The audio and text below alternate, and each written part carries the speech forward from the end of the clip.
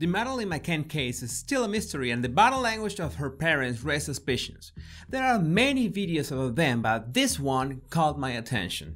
It's great to have you here, my body language baddies. My name is Jesus Enrique Rosas and I'm a body language guy. Let's get down to it. Madeleine McCann disappeared on May 2007 from her bed in a holiday apartment at a resort in Portugal. She was 3 years old. Madeleine's disappearance has involved from the local Portuguese police to Scotland Yard and Interpol. Her parents, Kate and Jerry McCann, became suspects less than 3 months after she went missing, and there are lots of theories about their actions.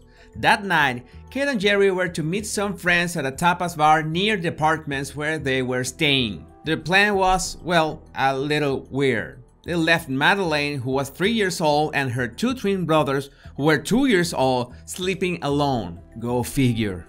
The tapas bar was roughly half a football field away from the apartments. No way they could see or hear anything in case of any emergency. Even worse, this is a rough map of the apartments where they were staying. See that street on the side?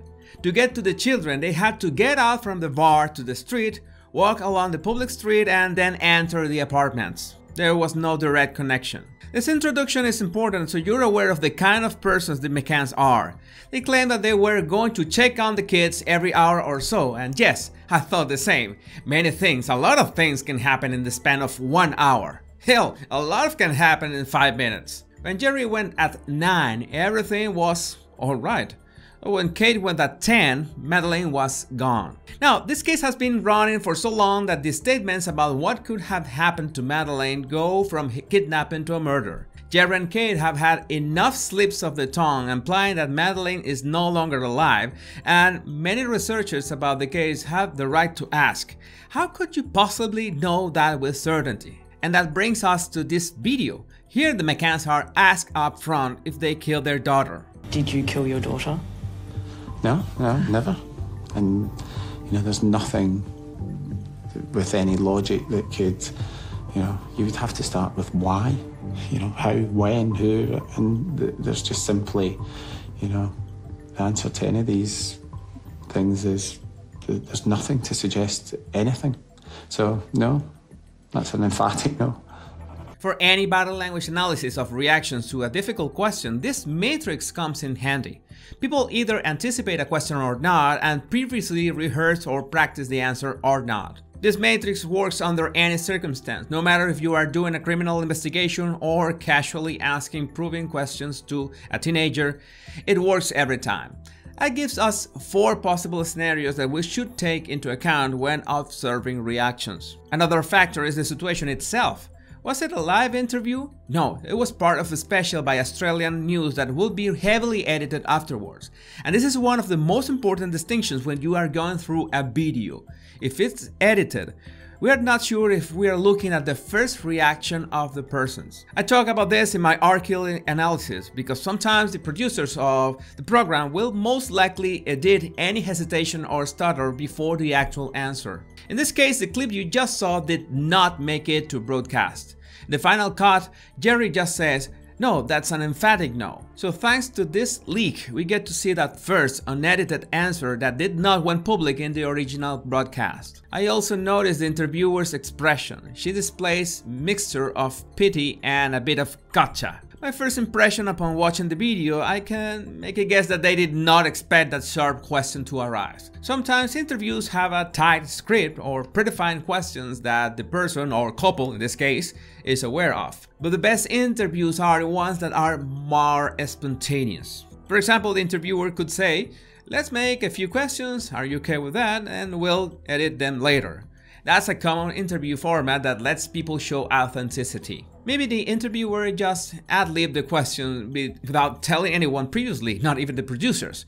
Now, for the McCanns, by their reaction, they did not expect the question and did not practice the answer either. By the way, by that year, in 2011, the McCanns would have been no strangers to legal advice, and being prepared to this kind of questions is part of that legal advice. Your attorneys, if they know what they're doing, will tell you exactly what can you say to certain questions, and most important, how to say them. It has to do with training in body language, voice tone, and even the time you take to answer. Well, there are 2 main red flags after the question. First, Kate does not answer. Instead, she turns to Jerry, waiting to confirm his answer.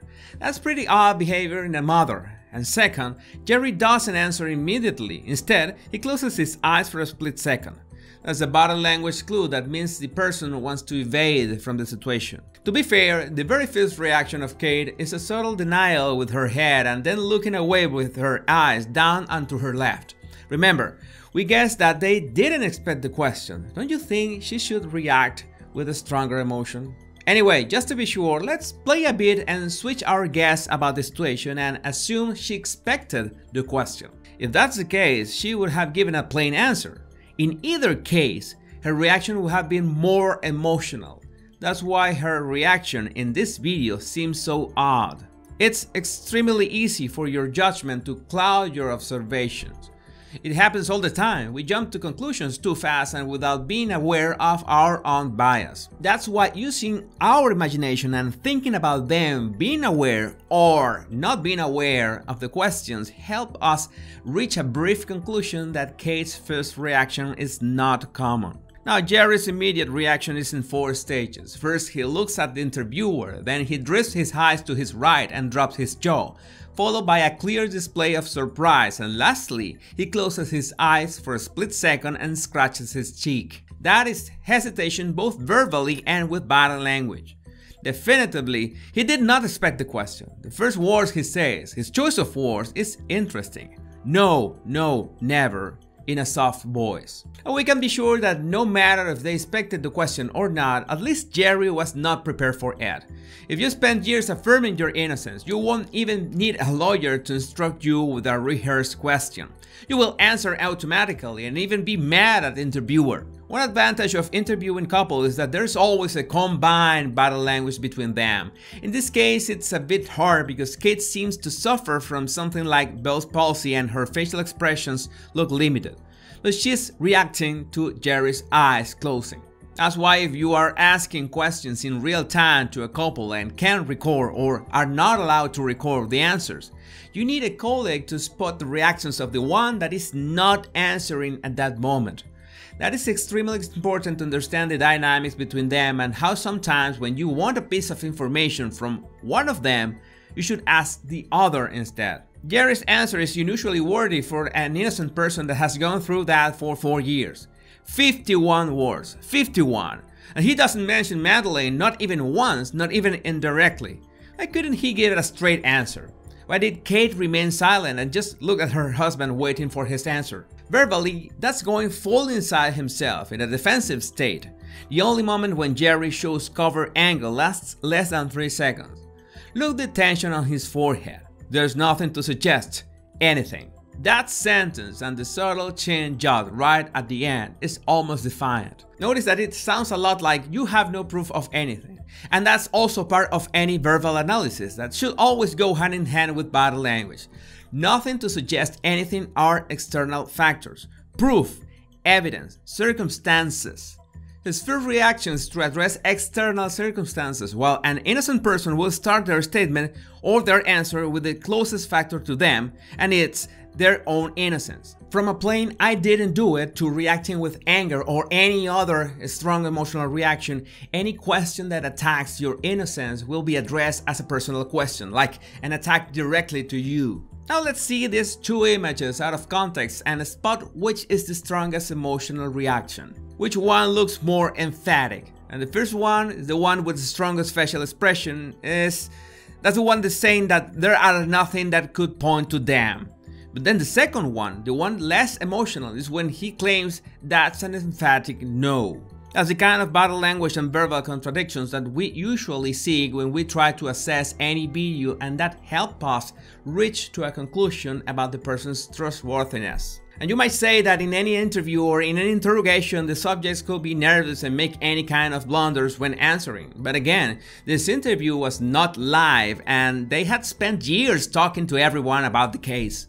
It's obvious that by this point, they had grown a thick skin. The Madeleine McCann case has been a real mess from the start, and this video is a good analogy of that mess, especially when we understand that in the end, it was her parents' responsibility for her well-being. Let's say that they are innocent, that they had nothing to do with her disappearance or whatever happened to her. But any logical thinking would take us back to the fact that they were the ones that decided to leave a 3-year-old with her infant brothers alone in an apartment while they were having dinner with some friends.